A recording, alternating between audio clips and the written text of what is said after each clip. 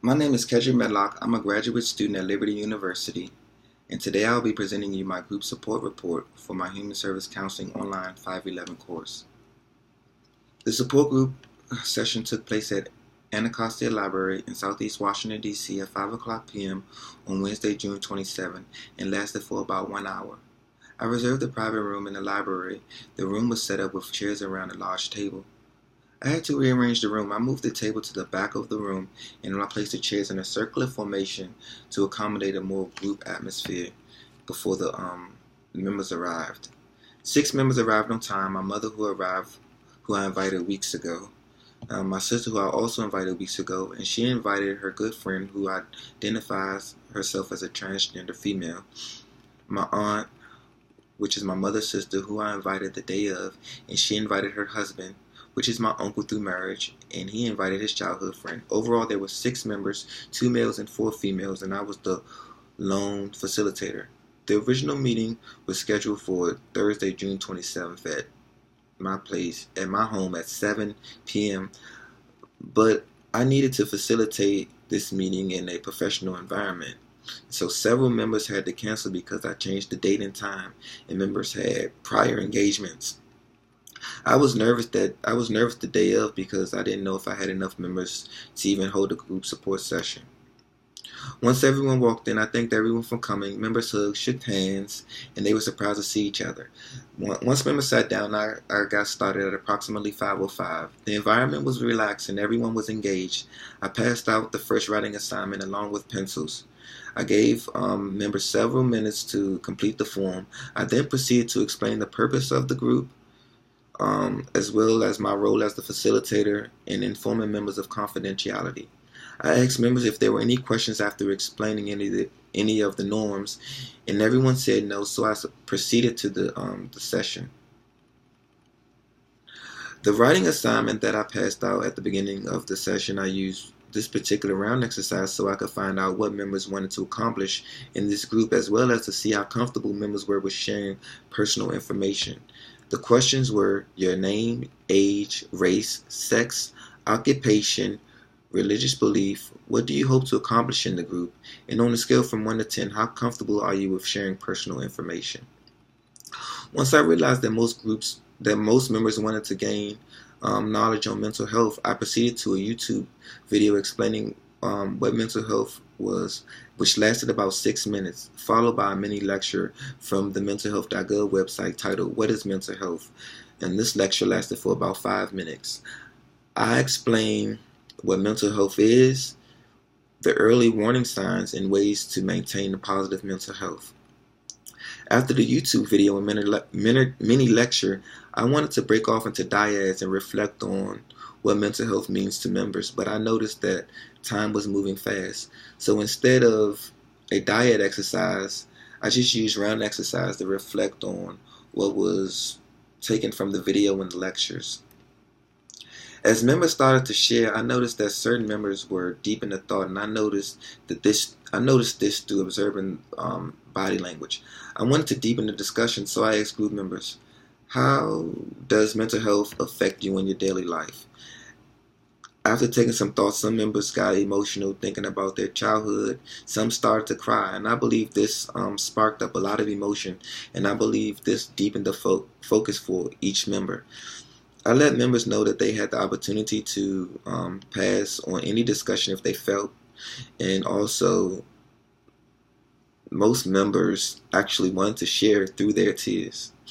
The next exercise was intended to deepen the focus and help members self-reflect on their mental health. I used a writing exercise that had 4 questions, 3 fill in the blank, 1 and 1 simple yes or no question. The environment in the room was emotional and supportive.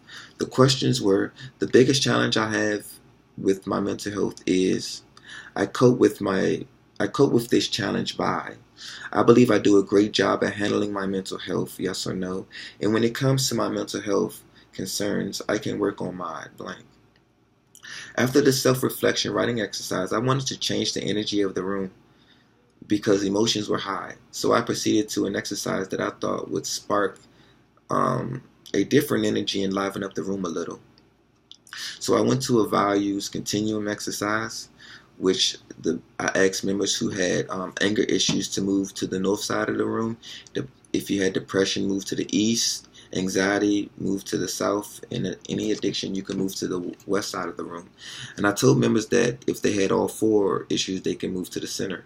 Everyone laughed because everyone was moving around and then ended up in the middle, except for one person stayed on the anger side. And I thought this was intriguing, and I wanted to do a role play with this individual, but time was of the essence. So I asked every member to switch chairs and sit next to members that they could mostly connect with and had a lot of commonalities with when dealing with these mental health concerns. So as I watched these interactions within the dyads and how focused I seen members were and how engaged they were, I let members know how much time they had left while in their dyads. Then members came back together to discuss what was talked about in their dyads for about 10 minutes. With only about 10 minutes remaining, I wanted to end the session with review questions, having members complete a writing exercise to evaluate the session. There were 6 questions, and there were 6 questions to see if the support group was a success. And the questions were: was this support group helpful? Members said yes. Would you attend another session? Everyone said yes. Did you learn anything helpful? And if you could, would you share? And someone said, someone is always there for you so you don't have to feel alone. Was the leader or facilitator helpful? Everyone said yes. And how could the leader improve as a facilitator? Everyone said I did a great job, but I could be even better when I have more sessions under my belt. And how could I improve? And how could you improve your mental health? Someone said stay positive and continue to seek help when needed. It is now 6:05 and the meeting has come to a close. I thanked everyone for attending this session, and I asked everyone to stand up and gather around and hold hands. I then stated the book of Isaiah, chapter 54, verse 17, "Let no weapon formed against us shall prosper." Then I asked for each member to say something positive to the person on your right and on your left side about something that they shared today. And my aunt closed with the Lord's Prayer. I believe I set a great tone from the beginning by being organized and asking the right questions to deepen the focus. I clarified and summarized what members said in rounds and dyads, and I believe they appreciated my active listening skills. I made sure every member was able to contribute to the discussion. I had to use my cutoff skills at times when certain topics were getting deep, and I kept a good flow of discussion going throughout the session. But I had only 1 hour, so I had to follow my itinerary closely. Ending the meeting was a tough challenge because it lasted over 10 minutes. It went over about 10 minutes. And getting through all the material I planned in a timely manner was a challenge. And switching topics when topics were getting deep, that was tough. And being able not to be a member and sharing personal information when I felt that I wanted to, but I couldn't put the focus on me. I had to keep it on the members.